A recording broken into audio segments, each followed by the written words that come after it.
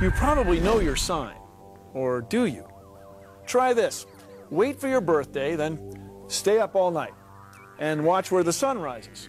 It will pass in front of one of the 12 constellations of the zodiac.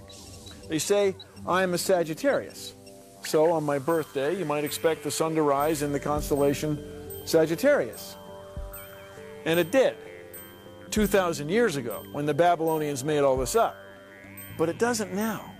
In the last 2,000 years, the Earth has wobbled like a top. So now on my birthday, the sun rises in Scorpio, not Sagittarius. So maybe you'd have to be a Capricorn to be a Sagittarius, and Scorpios would have to be Libras. See, astrologers are off one full sign. In 2,000 more years, they'll be off 2 signs. But they don't seem to care. So, in these reflective moments, I ask myself, am I a fun-loving Sagittarius or John C.